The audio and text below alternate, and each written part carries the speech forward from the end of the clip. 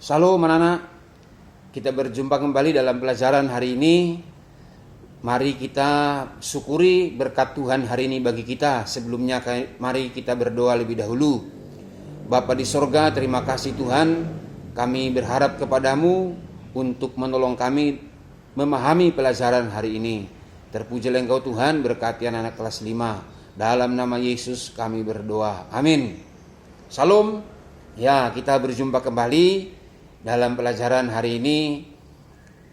Pembelajaran yang kita pelajari adalah dampak dosa, ya. Semua yang dilakukan oleh manusia itu berdampak, baik itu berdampak positif maupun negatif.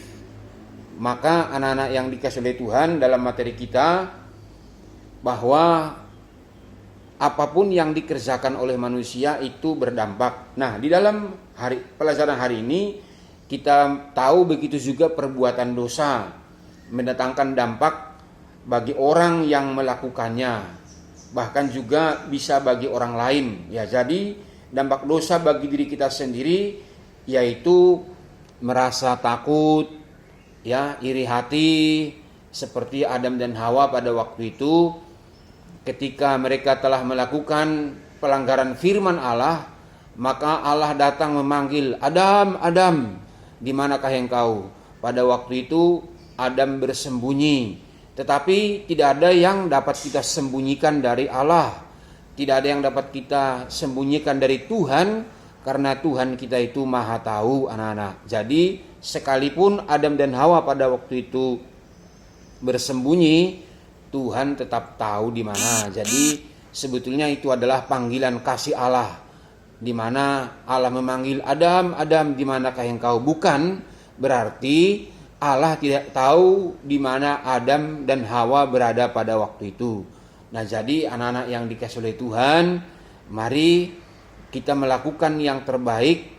Apapun yang kita lakukan itu pasti berdampak negatif atau positif. Itu sebabnya kita harus berbuat baik dan kita harus melakukan firman Tuhan.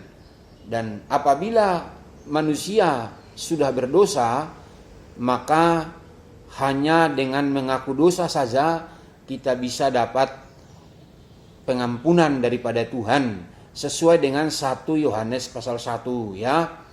Di situ nanti ada materi, kalian bisa baca supaya lebih paham lagi. Jadi apabila manusia sudah berdosa, maka dia harus mengakui dosanya dan bertobat, anak-anak, ya.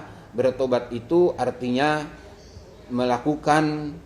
meninggalkan perbuatan yang buruk dan melakukan perbuatan yang baik. Jadi misalnya kalau dulu suka mencuri, sekarang tidak lagi. Kalau dulu suka marah-marah, sekarang tidak lagi. Itu misalnya begitu, ya. Jadi anak-anak, dampak dosa ini sangat berbahaya, ya. Maka dari itu kita belajar untuk senantiasa melakukan firman Tuhan.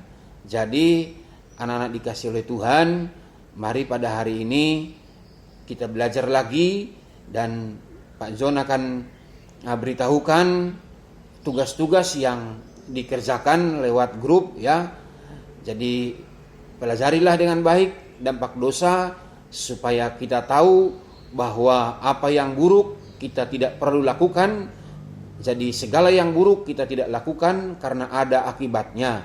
Jadi biarlah kita melakukan firman Tuhan dimanapun kita berada, ya. Jadi dosa itu kadangkala diawali dari hati kita, dari bibit-bibit kecil yang ada di dalam hati kita. Misalnya iri hati, dengki, amarah, serakah, dan lain-lain. Jadi anak-anak, mari kita belajar supaya kita tetap bisa melakukan firman Tuhan. Memang kita tidak mampu tanpa pertolongan Tuhan. Itu sebabnya mintalah kekuatan daripada Tuhan untuk kita dapat melakukan firman-Nya. Jadi Tuhan kiranya menolong kita untuk senantiasa belajar dengan baik, melakukan firman Tuhan, semangat dimanapun kita berada, supaya kita tetap bisa mencapai cita-cita, kita bisa menyenangkan Tuhan, menyenangkan hati orang tua, dan kita mengasihi sesama kita. Terima kasih anak-anak, Tuhan memberkati. Mari kita berdoa. Bapa di sorga, terima kasih Bapa, kami bersyukur kepadamu. Berkatilah anak-anak kelas 5 supaya mereka tetap sehat, mereka tetap pintar, mereka semangat untuk belajar. Terpujilah Engkau Tuhan. Kami mengucap syukur buat hari ini dan sepanjang masa. Kami tahu Bapa di sorga tidak membawa kami pada pencobaan, tetapi melepaskan kami daripada yang jahat. Terima kasih Bapa, dalam nama Yesus Kristus Allah Roh Kudus kami berdoa. Haleluya. Amin. Salam.